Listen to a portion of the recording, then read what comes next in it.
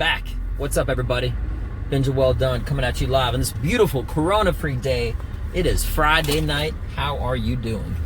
You know, as I'm sure you may know, I train jiu-jitsu, which is basically the martial arts of fighting on the ground by means of submissions, choking, locks, and stuff like that. Now, when I go, it starts at 6, which means you're on the road, or more than likely, you're already there before 6 in the morning, 5:45. And I love knowing the fact that, so somebody took a picture when we were finished training today, because it was cool. It was a really good session. Everybody worked really hard. And the guy called us like the zombie crew, which is an interesting concept. And he had a little caption which said something along the lines of when other people are resting, we're training. It's really insightful. It was just it's just something really cool to think about. That it's 5:45 in the morning and I'm training on choking people. It sounds aggressive. I know it does, but I love it. You know, jiu-jitsu really, in my opinion, the path is different for everybody. But essentially, it's the conquest for self-mastery. And that sounds really high and mighty, but honestly, it is. And I'm a big believer that no matter what you do in life, whatever your passion is, what you're seeking, you add jiu-jitsu. It's like chess with your body. It does not matter how strong you are. And you can think that at first. Oh, it's because they're bigger than me. It's because they're stronger than me. That doesn't matter. Until a guy is more experienced, he's 100 pounds less, and he just sort of folds you into a pretzel and starts, you know, wrapping his arms around your neck and choking you. You know what's funny about training with people is that you would think, in all honesty, that people would have egos like, man, I'm gonna get him, I'm gonna mess him up, you know, whatever the case. No, everybody's all like, you know, hugs and hand pumps right after you train. You thank each other. I mean, it really is an extension of like a brotherhood. It truly, truly is. The only other closest thing that I've had to something like that is being in the military.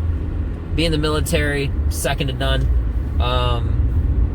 It brings you closer than anything else. But this is amazing because you really care about these people. You really get to know them better. You train with them, and there's a certain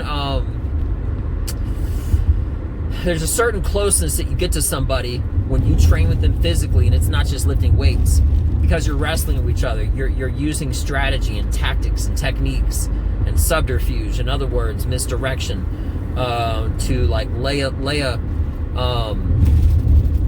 trap to get somebody, to put their arm there so you can grab their arm. If it sounds like something that you wouldn't be interested in, I'm telling you up front, you're incorrect on that. Straight up, 99.99%. Because if you've done it, you're probably almost 100% positive you're still doing it. And if you haven't done it, you should try it out. Jiu-jitsu, you got to get some. You got to try it. It's amazing. And the most beautiful part of the whole thing is that whatever it is that you're passionate about, say it's art or painting or you name it, basketball, you do jiu-jitsu, it will make you better in that other way because it is actual problem solving. The second that you leave, you'll be thinking about one more thing you could have done, or how you could advance, or how you could have got a better position or something like that, and you continue to like brew on it. The only other thing that I do that with is comedy. I'm being serious. It's my passions. I've wanted this for so long, and nothing makes me happier. Nothing. Comedy and jiu-jitsu. I'm sold.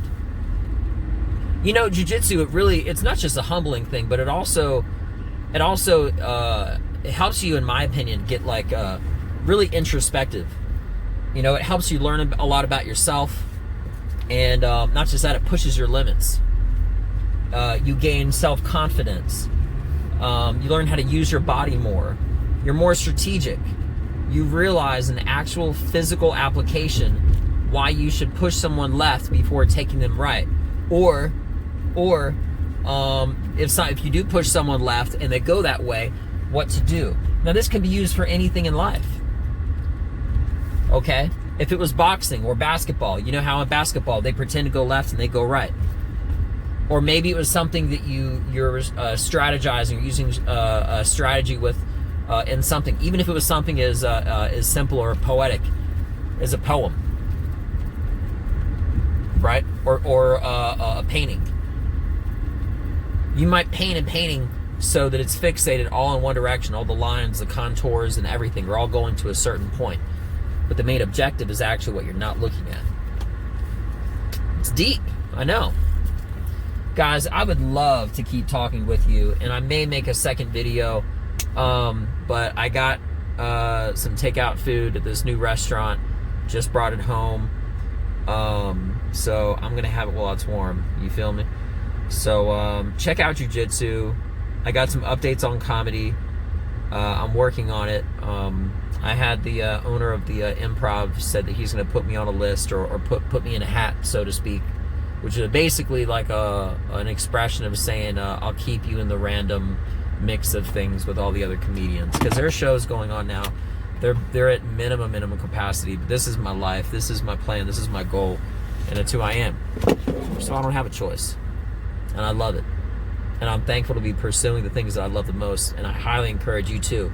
But if you do pursue what you want the most, what you're passionate about the most, I highly encourage you to add jiu-jitsu to that mix, because I guarantee you, with almost 100% certainty, that it will bring out into light that passion even more exponentially, and multiply it so you'll be even better at it.